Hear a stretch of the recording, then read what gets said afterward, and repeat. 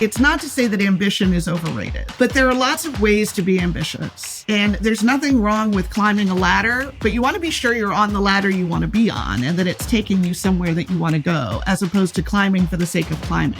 Someone's still in school or someone's working a full-time job now. What should they do if they want a successful career in journalism? Try to be really deliberate about your information diet, changing the lens through which you are watching events unfold. Because I think right now, that ability is essential to understanding.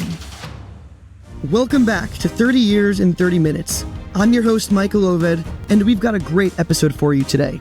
With that, it is my pleasure to introduce to you today's guest.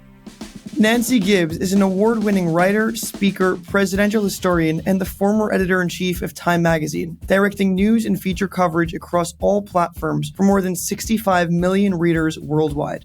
Nancy's one of the most published writers in the history of Time, having covered 4 presidential campaigns and written 175 cover stories, more than any other writer. In March 2018, she joined the faculty of the Harvard Kennedy School. In April of 2019, she was named the faculty director of the Shorenstein Center on Media, Politics, and Public Policy, and in May was named the Edward R. Murrow Professor of the Practice. She's the co-author, along with Michael Duffy, of 2 best-selling presidential histories, The President's Club, Inside the World's Most Exclusive Fraternity, which spent 30 weeks on the New York Times bestsellers list, and The Preacher and the Presidents, Billy Graham in the White House. Professor, thank you again for joining us today. Nice to be with you. Professor, what experiences in your childhood and what about your upbringing piqued your interest in journalism? I wasn't actually interested in journalism, particularly growing up. I enjoyed writing enormously.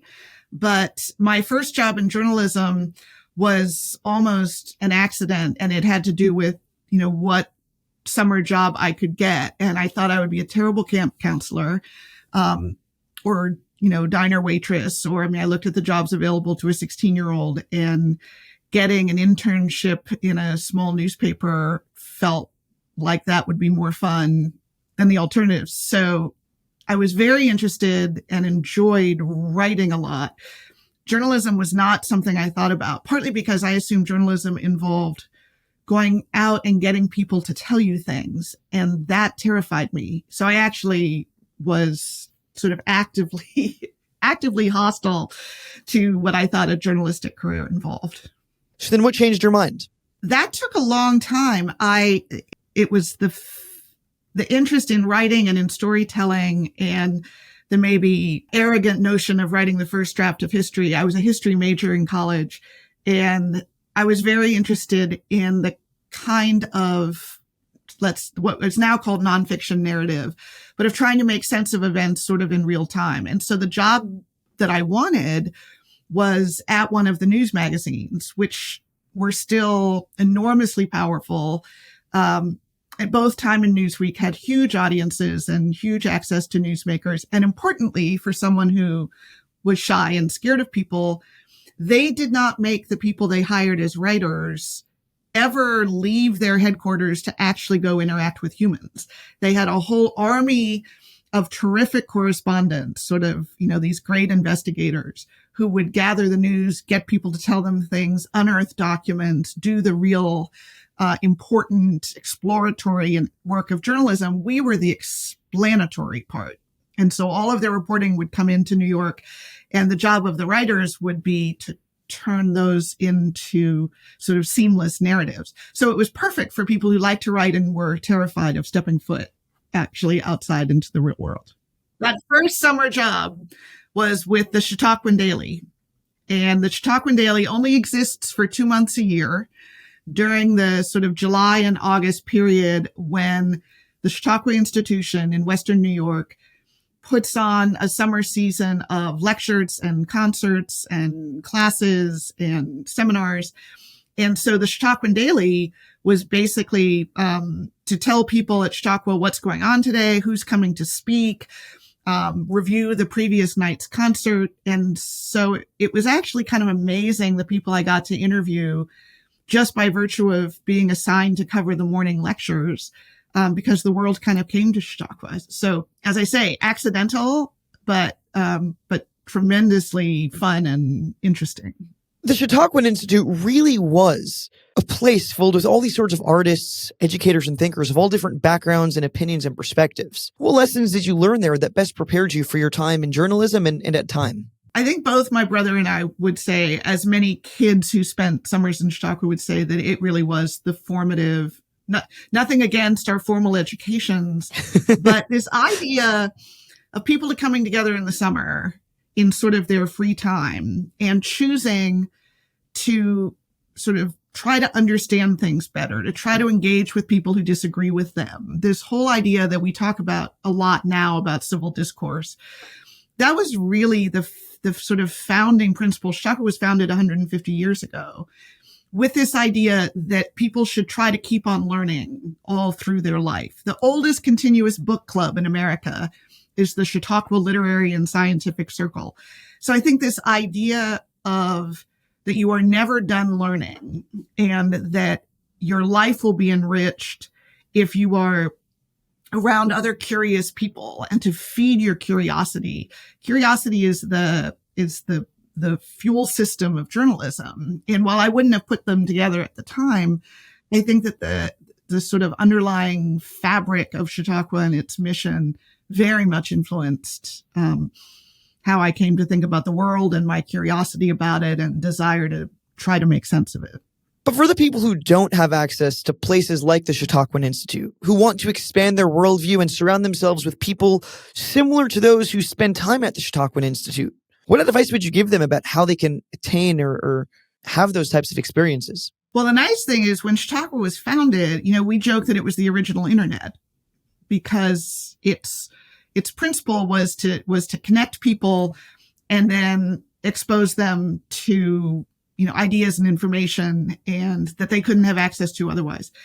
And now, while it is obviously not the same as coming together in a wooden amphitheater with 6,000 other people, it's also less necessary in the sense that access to information has never been greater. So, the version of what I would say now to people, which is something I tell my students, is to try to be really deliberate about your information diet, which is to say, if you find yourself getting most of your information from the same news sources, the same newsletters, the same writers and thinkers and outlets, to build into your habit some exploration and changing that up and watching the news or subscribing to newsletters or going to websites or listening to podcasts that are from either a different part of the ideological spectrum or from different countries. And so that you are changing the lens through which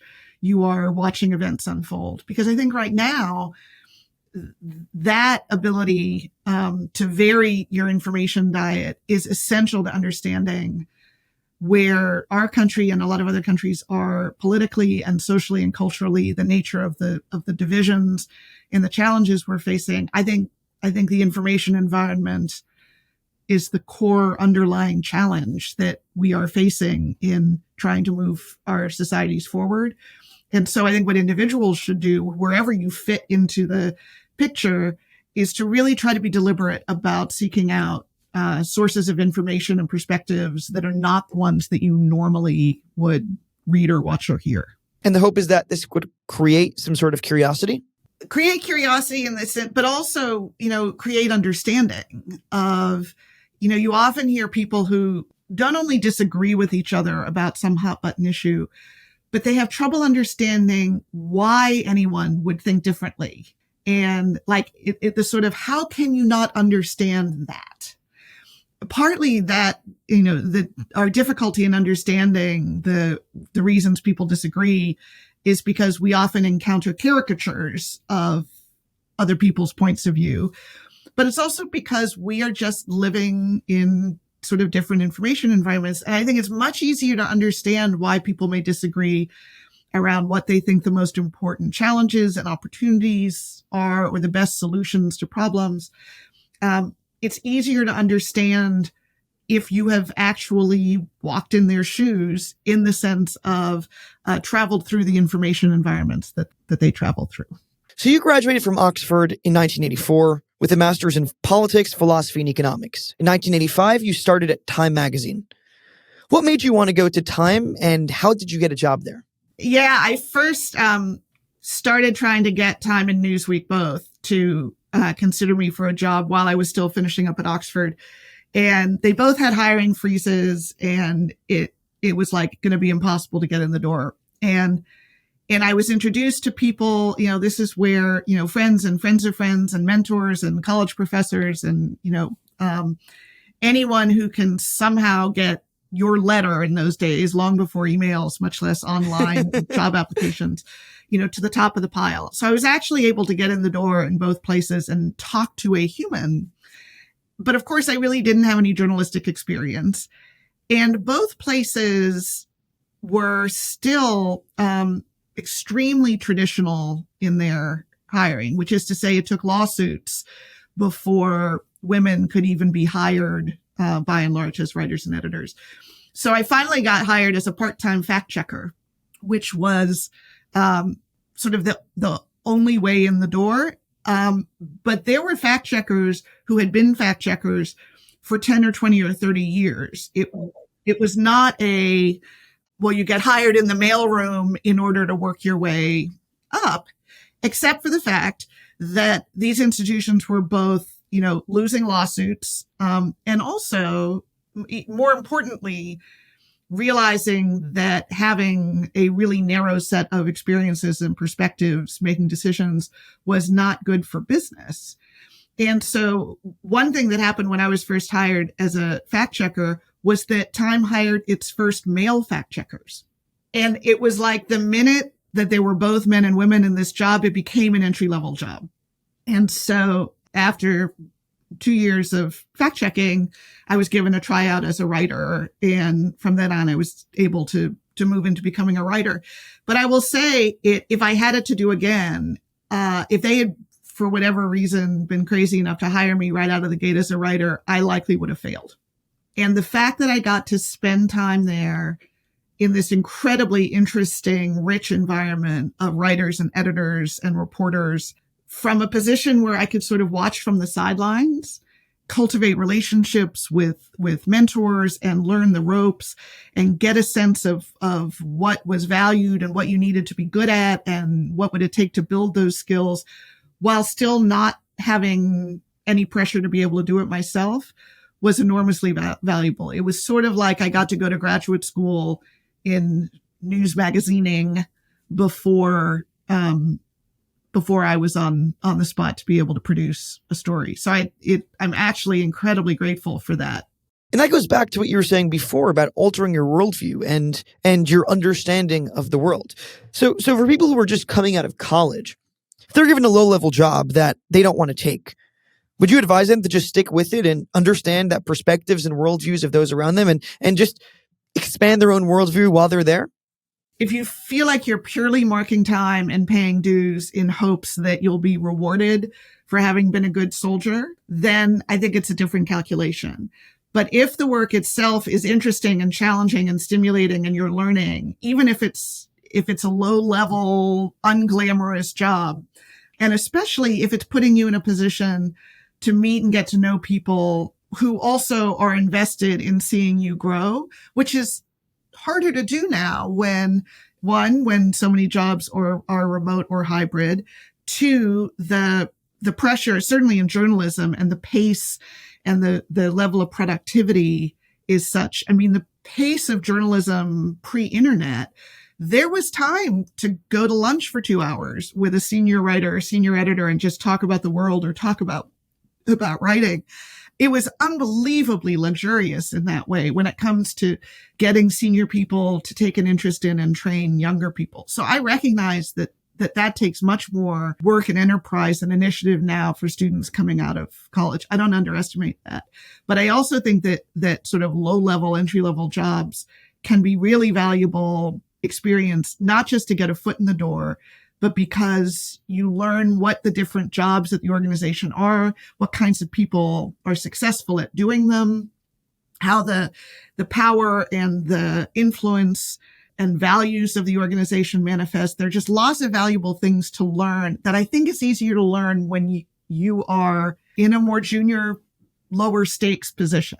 So when you were in that lower stakes position at Time Magazine, did you have your eye on the prize? Did you know when you came in that you wanted to be editor-in-chief of Time Magazine? I didn't know when they first talked to me about becoming editor-in-chief 20 years later whether I wanted to do it. So I certainly didn't know it at the time. And that was a little weird for the leaders of the company because they were used to, ambitious people jostling for the job and maneuvering and trying to climb the ladder. And I really, really loved being a writer. I thought it was the best imaginable job. And over time, it became more common for writers to also be going out and traveling and meeting people and reporting stories. This is how I got to interview so many presidents. And it was like, you are being paid to be curious now. You're being paid to go find things out that are interesting and tell people about them. Why would I want to do anything other than that? And especially, why would I want to stop doing that in order to move into a role where my job was managing budgets and personnel and, business model challenges and going to meetings? And like, when I just looked at the day-to-day life of the actual journalists compared to the editors and the managers, it wasn't even a close call. And so, when they first were trying to promote me to be an editor, I was like, no, thank you very much. I really like what I'm doing. And the way they got me to do it, I mean, this sounds ridiculous, but they said, well, of course you can keep on writing. We don't want to lose you as a writer. So we hope that you will continue writing even as you become an editor. And I thought, oh, well, that sounds like a reasonable compromise. Except the compromise is, oh, you're welcome to do two jobs. If you would like to do two jobs, that's fine with us. But it was, the point of this, I guess I would say, is that it's not to say that ambition is overrated, but there are lots of ways to be ambitious. And there's nothing wrong with climbing a ladder, but you want to be sure you're on the ladder you want to be on and that it's taking you somewhere that you want to go, as opposed to climbing for the sake of climbing or being promoted for the sake of being promoted. I loved what I was doing. It was meaningful. It was stimulating. It allowed me to spend time with people who inspired me. So what would motivate me to want to change that? Well, you could say, okay, I, need to pay private school tuition for my kids, so I need more money. So that's a perfectly reasonable motivation. Or I need to take care of my sick parents, or any number of financial issues. Or maybe, if you think that you can do more good or have a greater impact or in some way pursue a higher purpose by moving into a different role, even if you think you might enjoy it less, that's a perfectly worthy trade-off. But it's just worth interrogating your motives, because if all of us are just taking in the assumption that we're all supposed to be ambitious and we're all supposed to, want to be promoted at the expense of either your quality of life or your day-to-day happiness or the impact that you're having, those are important conversations to have both with yourself and with the people. I think all of us need our private board of directors. Have that conversation with your board of directors and have them really push you about, why are you taking this promotion, or why are you going after this promotion? And do the reasons really make sense in the, holistically? Going back to something you said earlier about how you weren't as cutthroat as they expected you to be, especially as you were rising to the top of this very large publication. What did you do that set yourself apart? How did you really rise to the top of Time Magazine? I think there are a lot of different styles of leadership. And I think one thing that is helped by the fact that leadership roles are increasingly filled by different kinds of people with different kinds of backgrounds. And by backgrounds, I don't just mean the traditional things that get, reported on, race and gender and ethnicity, but different kinds of ambition, different leadership styles. My conviction as I moved into leadership was, if my goal is for the organization to succeed, then you want as many really talented people to be playing at the top of their game as possible. And, the classic, the whole being greater than the sum of the parts. So if my definition of leadership was that I was the one who had to be the best at everything that the organization did, we were going to fail. Whereas saying, if I feel like the people who are in charge of photography and art direction have the greatest visual sense, and that by and large, I should defer to their visual sense and not feel like I need to have a better visual sense than they do. If my investigative reporters are better at finding things out, if everyone in every role is not only hired because they're really good at what they do, but then empowered and enabled to do it well, then I am succeeding as a leader, is to create the conditions for other people to perform at the top of their game and not be threatened by their being better at things than I am. In fact, hope and need for them to be better at things than I am. And so, that was the way I defined my success, which you could say it depends on a kind of collaboration and trust and, people's willingness to challenge one another and push one another, without worrying that they're going to end up with a knife in their back. And so I think that, Time certainly, I think journalism generally and the way Time operated particularly was a very collaborative place. And, I was struck, this fall when Time's Washington Bureau held a reunion of people who had worked there through the years. And people who hadn't worked at Time for 20 or 30 years flew in from all over the country to come to this reunion. And, I don't know that every organization works that way, but like the connection that people felt and the investment that they felt in one another and in the organization, that was the culture that I was trying to create. And I think that the people whose decision it was to put me in leadership had come to the belief that leadership style, which by that time I had been, that's how I had been operating, that they thought that was what would optimize the odds of the institution succeeding. How do you develop the trait of fostering an environment like that? Well, for one thing, and will not be the only person, I'm sure, on this podcast that says this, a huge amount of your success depends on who you hire. And I've had people say, 95% of your success is who you hire. And if you get that right, the challenges and the hairballs that come your way afterwards, you will be in a better position to be able to manage. And so, what does it mean to hire well? It isn't just about intelligence. It isn't just about the resume. I hired for disposition. I wanted to hire people who I had reason to think would be happy operating in this kind of environment.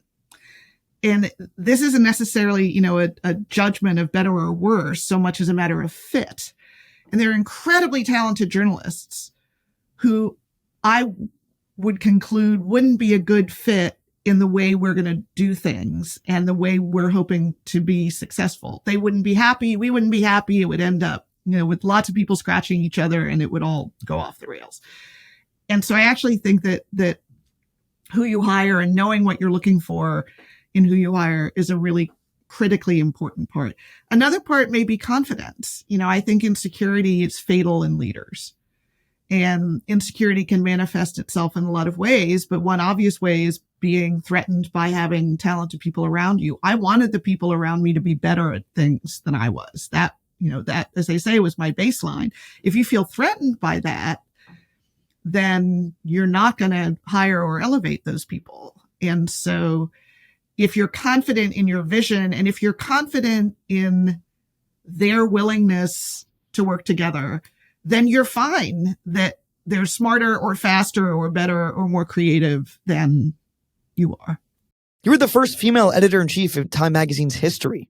How did you navigate that?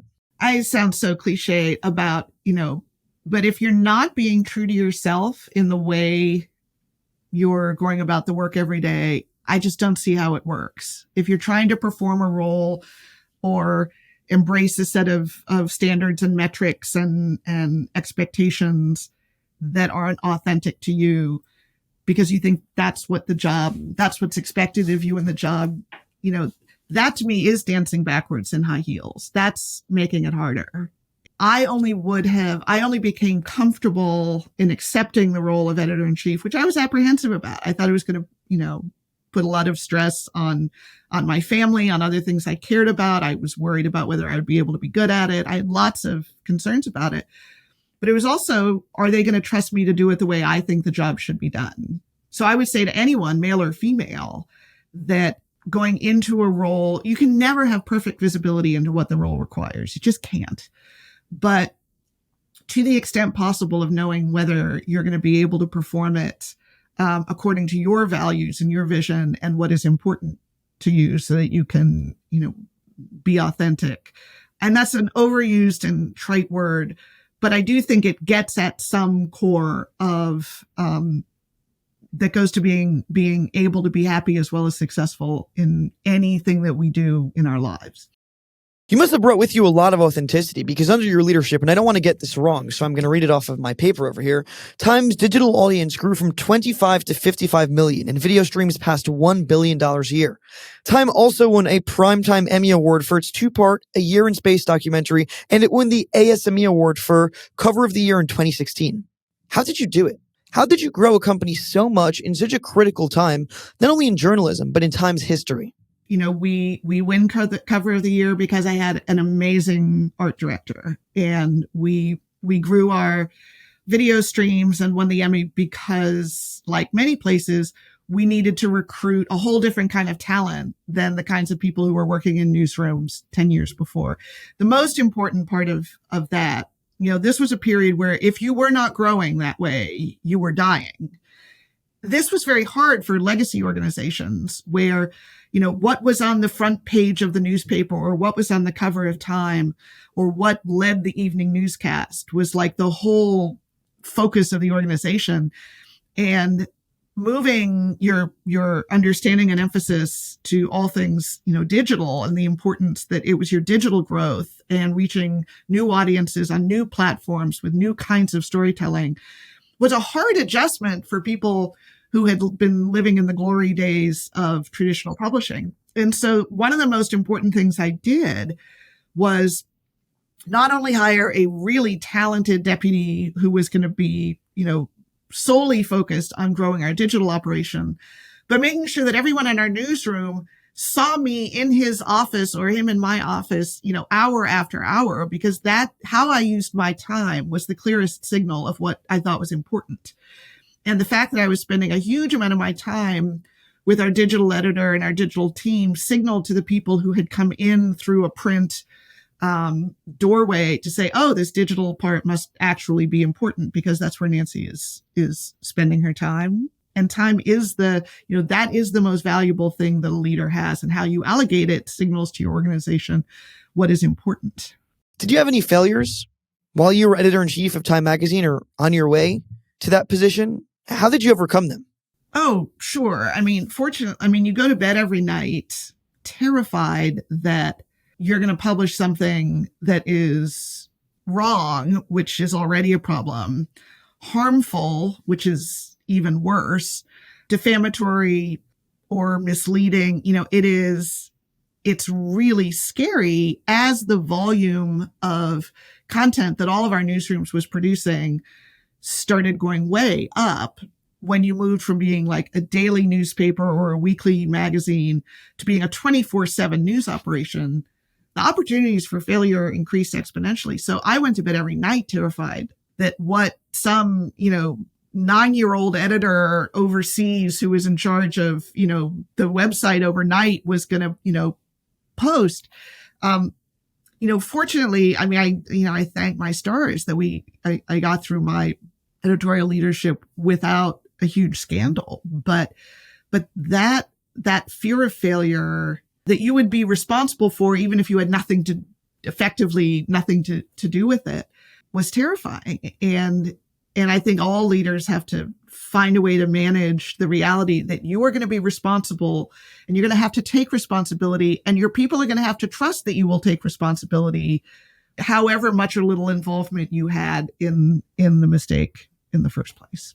A lot of entrepreneurs speak about the importance of overcoming failure, the importance of looking failure in the eye and telling it, I am not going to let you consume me. So how did you deal with failure? How did you overcome the failures that you had along your throughout your career? Now, I think you answered your own question, which is that if you really examine it and feel as though you give that fear enough power to prevent you from accomplishing what you accomplish, then just stand down.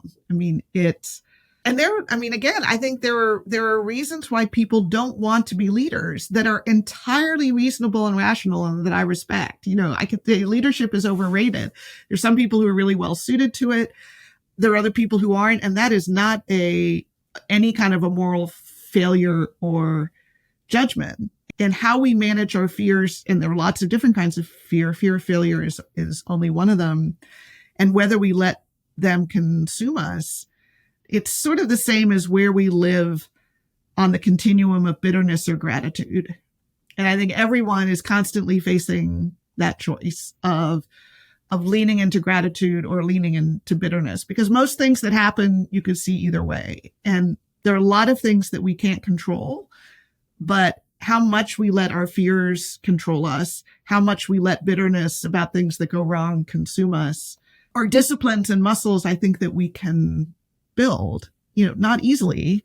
But again, this is why I go back to my private board of directors. One way to manage fears is to share them and to have people who you trust either say, yeah, you're wrong about this. You need to rethink this, and know that they will tell you the truth, or say, yeah, this is a risk, but it's worth taking, and here's why, and reinforce your instincts about, then it doesn't mean you're not going to fail, but you can move more confidently, I think, if you have people who you trust empowered to tell you when you're being an idiot and being really confident in their candor. And I think that really helps you manage the risks, managing any of the risks that you're facing. So based on all of your experiences, all of your successes, all of your failures, you're speaking to someone who wants to be the next editor-in-chief of Time Magazine. What advice would you tell them about how they can best succeed, what they can do right now? What can listeners do right now to best prepare them to be the next editor-in-chief of Time Magazine? That's a great question. Well, Time specifically is one of a shrinking number of institutions that is speaking to a very broad audience. The cliche now is that the riches are in the niches.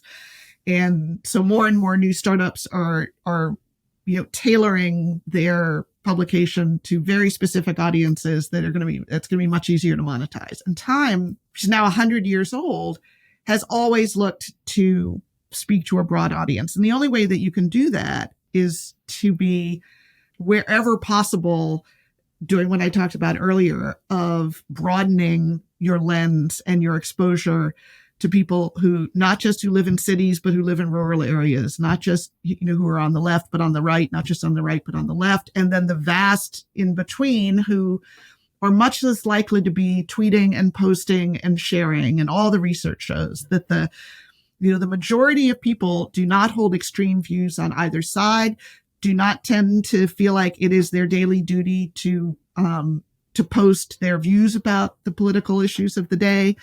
And so figuring out how to build a radar array that lets you understand what people are really concerned about, really want to know more about. What are the stories? What's the information that is genuinely relevant and useful to people to help them live successful lives as citizens, as members of their community, as parents, as employees? How do you open up your aperture to have exposure to those needs, those interests, those appetites? I think for a broad publication like Time, that's the most important thing. And that becomes harder and harder to do as our information landscape is more and more and more atomized and polarized. So taking a step back and looking at it more broadly, someone's still in school or someone's working a full-time job now. You're speaking to them. What should they do if they want a successful career in journalism? One thing that has become very important and has actually rewired the curricula of a lot of journalism schools is that, there was a time where if you wanted to go into journalism or if you went to journalism school, you picked your track. You want to learn broadcast, or you want to learn newspaper journalism, or you want to go into magazine feature writing. Now, because we are in this golden age of storytelling, of audience building and reaching, that I think it is important to go in with a very open mind about what is the best way to tell a story. And how do you learn to use and understand the value and power of as many different storytelling tools as possible? So we're recording a podcast that you will also post on YouTube. So but you also had to write out questions and imagine, there was a text piece, there's an audio piece, there's a video piece. You can chop this up in a million TikToks. You know the drill. And so what you're doing is thinking, what are the different ways that I can reach different audiences with different forms and formats of a story? And it's easy to go into any story with the default that this is a story that is going to be written in paragraphs, that's going to be words and sentences in paragraphs. We should never default to text. Some stories are better told as a picture worth 1,000 words. Some are better told as video. Some are better told as a chart or a map. That if your goal is to get ideas and information into people's heads, then the starting point should be to think about what is the best way to do that.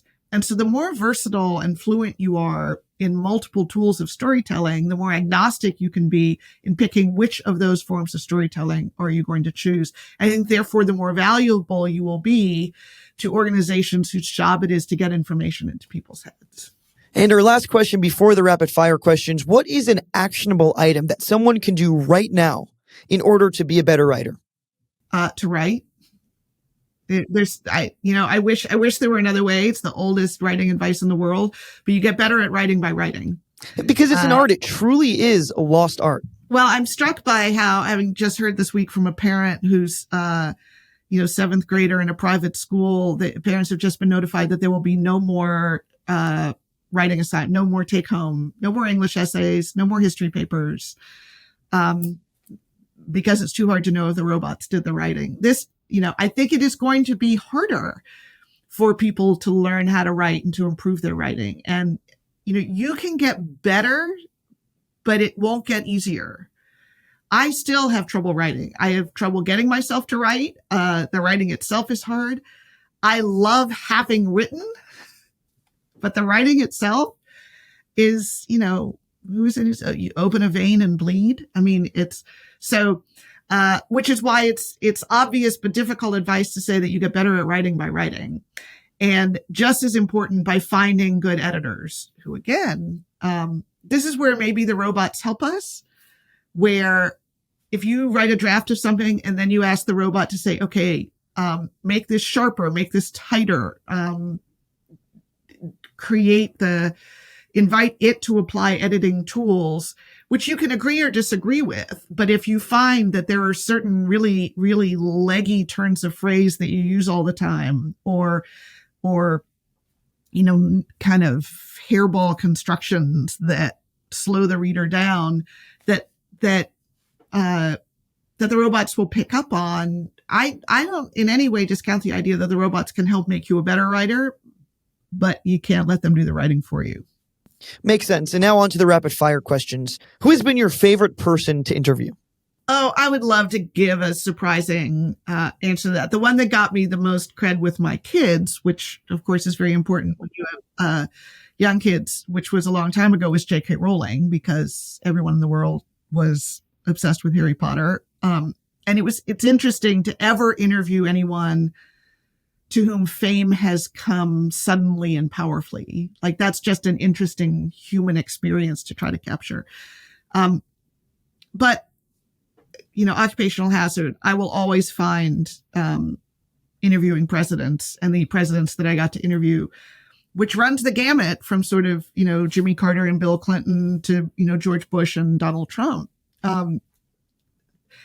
It is fascinating to me to see what that job does to people, the qualities that it takes to be good at it, the qualities that turn out not to be very helpful in people succeeding at it, and just the pressures of that role and what it takes to carry them. And that's the reason Michael and I have written books on that subject, to try to get at the personal side of the presidency, because we, naturally we process them as public figures. But they're still human beings who, may famously hate broccoli and need to be told to pull their socks up. And so for anyone in any position of responsibility or authority or leadership, these roles are hard. And so the presidents are sort of the ultimate example of that. So those will always be my favorite people to interview. And based on all the people you've interviewed, what have you found is the single most common thread between all successful individuals? I think, leave aside the authoritarians, I think it is hard to be successful in a great many roles if you are not a good storyteller and if you don't understand the power of storytelling. So even if you are incredibly smart and have an incredibly great processing power, or deep knowledge, if you're a complete policy wonk, if you have incredible depth of expertise, but you are not able to take that knowledge, take the facts, take the information, and present it in a way that people can understand. And the way people tend to understand things is through stories. And this is as old as time, since we were gathered around the campfire. And so I think storytelling is a superpower. I think that the ability to understand how to do that, which is basically making information compelling and memorable. That's what good storytelling does. And I think that is an incredibly valuable leadership skill if you are trying to get people to buy in and to follow where you're trying to go. You have to be able to tell a story about where you're trying to go and why it's worth them coming there with you. How do you develop that art? I don't know how much that is innate. That's a chicken and egg. I don't know how much that is something that we are born with. One obvious is by reading and studying the work of good storytellers and doing the autopsies of what makes something a good story.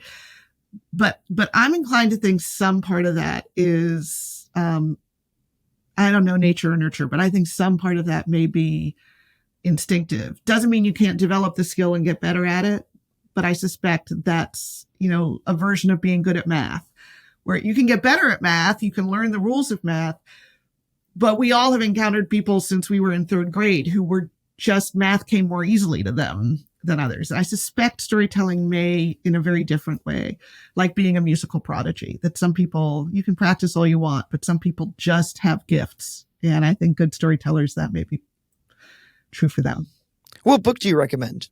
Well, the one I want to read most right now is not out yet. It's Kara Swisher's book. And it's partly because she's a great tech journalist and a great storyteller, but she also really had a front row seat on what I think is this most critical challenge right now of the, not the death of journalism and media, but the apocalyptic challenges that our information environment is facing. So my daughters tease me that I don't read books because there's a lot of stuff I have to read, but that's what I'm really looking forward to. What is a quote that you live by? Practice gratitude. That's a muscle I think all of us can build. And yes, if you're healthy and, not in financially secure, you can say it's really easy to be grateful for your life. On the other hand, I think most of us know rich, successful people who are really unhappy. And so I think gratitude is something that we have a choice about to some extent and a muscle worth building. And the last question is, what has been the key to your success? I would start with the unconditional love of my parents. They were wind beneath my wings, and being told from when you're a little kid that you can achieve anything that you set out to achieve used to drive me crazy when it was, well, of course you're going to get into Yale. And I'm like, it's really hard to get into Yale. It's like, yeah, but of course you're going to get into Yale. And then I got into Yale, and it was just like, it annoyed me that they had been right. But as I think back on it now, my mother is now 100 years old. So I'm not talking about her in the past tense. This is still the case and has lived an incredible life. But having people who believe in you, in my case, it started with my parents. It can be friends, it can be teachers, it can be coaches. But having people tell you that you can do it is really, really, really powerful. And doing that for other people is a gift that we can give to other people.